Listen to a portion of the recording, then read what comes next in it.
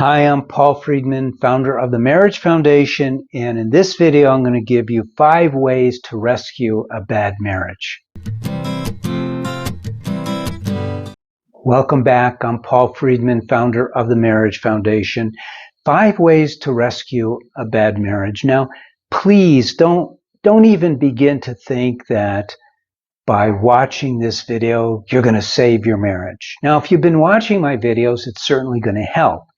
But that's for marriages that are not, they're not in dire straits. They're not bad. It might be your marriage is not good, what you want, but it's not on the edge. If your marriage is on the edge, then what you're going to use this video for is to gain some insight.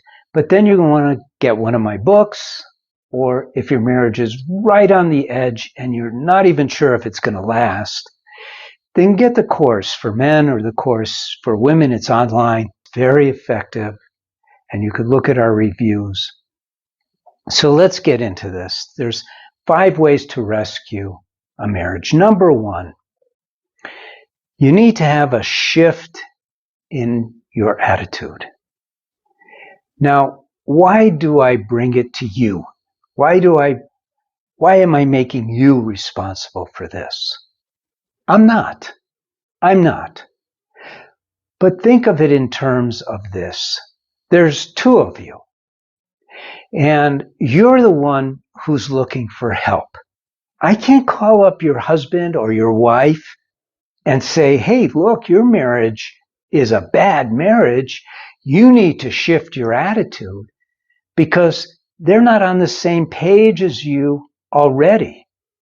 But if you shift your attitude, it will shift the marriage. Let me explain why. Because this is not just a la la la kind of thing. Everything that we do at the Marriage Foundation is based on cause and effect. Okay? So think of your marriage as a container. And there's only 2 of you in this container. You and your husband, or you and your wife, either way. And what's happened is it has started to go sour. It has started to go sour. And the reason for that is because there's only 2 of you. There's only 2 of you inputting into your marriage. Now, if you put into this container only sweet things, your marriage wouldn't be in trouble, wouldn't be bad. It would be great. You see, think about this, because this is big. So if you shift your attitude and all you're doing is putting sweet, good, loving, positive energy into your marriage, it's going to crowd out all of the negativity, his and yours, that has accumulated. And it's a big deal. That's why I made it number 1, because it's a big deal. Doesn't mean you're to blame. Doesn't mean you're responsible for fixing your marriage. It means that you're going to save your marriage from continuing on a negative trend. Because what is a bad marriage? It means it's trending in the wrong direction. And I'll get into this more a little bit later. Okay, number 2 ties in to number 1. And again, I'm not putting the responsibility on you. I'm not blaming you. I'm not saying it's your fault. Start out with that. But recognize the inputs that you're putting in, not in the past, but even now. Recognize them for what they are. Am I putting love into my thoughts of my spouse? Are they loving? Are they positive? Are they supportive? Do they recognize her or him as an amazing human being like they did in the beginning? Or are they angry? Are they filled with, why does she do all this stuff, blah, blah, blah, blah, blah. Don't they know any better? Why can't they blah, blah, blah? Recognize your inputs so you can make an adjustment. So you could stop the negative and fuel the positive. And how do you fuel the positive? By infusing your thoughts, your feelings with love. Okay, number 3. And this is getting proactive. And this is an essential. Regenerating your appreciation for them.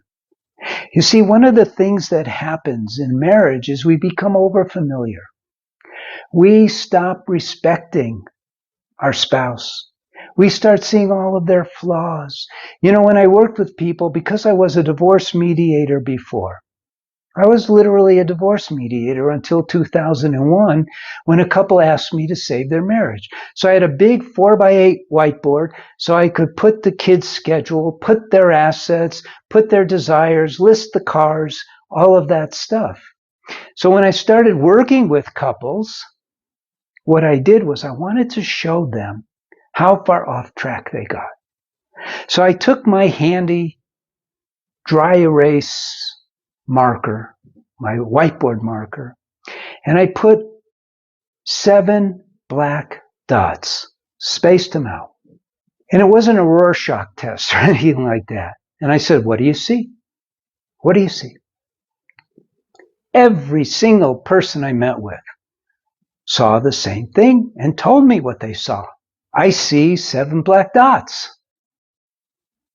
And the other one, yeah, that's what I see too. What's the catch? The catch is that I've got a 4x8 white board, perfectly white. It was very expensive, so it didn't smudge and stuff like that. It was perfectly white with 7 black dots. Everyone saw 7 black dots. Took up this much of the whiteboard. I said, well, what about all the white?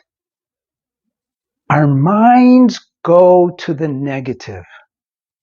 We don't see our spouse any longer in the way we saw them when we first met. We lose sight of them. We don't appreciate them anymore. And all we really need to do is cut off those thoughts we have of them that are not so nice and replace those thoughts with positive, appreciative thoughts where we're so happy they're in our life. We are so fulfilled because of how much they love us, how much they care for us, how much they do. Which brings us to number 4. Become more positive. That doesn't mean just towards them. Most people in the world are kind of bored. They're going through their day-to-day existence. They're not really filled with happiness. And that's kind of sad. And it's definitely not positive. It's no way to live. And you might be saying, yeah, but. Well, when I met with people and they started saying, yeah, but, I said, you know what? The yeah, but birds are coming in and they're going to land all over the place. And there's zillions of them. There's no end to the things that we can complain about. But if we really want to, all we need to do is close our eyes and feel our heart's love. And then we become positive. Because our nature, our very nature is positive. We're souls. This is not religious. We are souls. We have a body, we have a mind, but we're essentially spiritual children of God. And our essence is love and joy. But we get so caught up in the outer stuff. Well, marriage is a way of bringing us back to love. Because the purpose of marriage is to love unconditionally. Learn to love unconditionally. So what we must do is learn to control our minds. Make our mind more positive. And we don't do that by drinking alcohol or smoking pot or running around or doing this or doing that. Calmness, stillness, and appreciating your wife or appreciating your husband and getting back into that love that you felt when you first got together. Remember how positive you were then? How happy you were? Go there. Go there. Okay, there's one more. This last one is important. We're not taught about marriage, are we? Unless you consider watching sitcoms or movies, education about marriage. In fact, this was something I figured out when that couple asked me to help them save their marriage, and I thought, there's no place to learn about marriage. I couldn't learn about marriage. That's why I've created teachings, marital teachings, and they're real. They're based on real stuff. So you got to get marriage educated. It's so important. Now, you could do it easily. You could watch these videos. You could read my articles. You could spend a little money, get one of my books. They're amazing. And if you really need it, you get the course. But the course is more designed to not just educate you about marriage, but to pull you out of that swamp of misery and break the trend that is now heading your marriage down and turn it around completely and go up. It's a step-by-step thing. But most people don't need that. They just need to learn about marriage. And one of the books, perfectly fine. Well, that's it. I'm sure this was very helpful for you. Leave a comment. Leave a like. And if you need help with your marriage, there's a link below. Ask a counselor. It's free, and you'll get good advice, real advice. And if you want my personal help, then leave it in the comment section. I'll do my best to address your problem. And I'm here for you. All of our counselors, everything we're doing is for you. We don't want your marriage to suffer. We don't want you to suffer. We want your marriage to thrive, and we want you to be so happy. I'm Paul Friedman. I'm the founder of the Marriage Foundation. God bless you. Thanks for stopping by. God bless you and take care.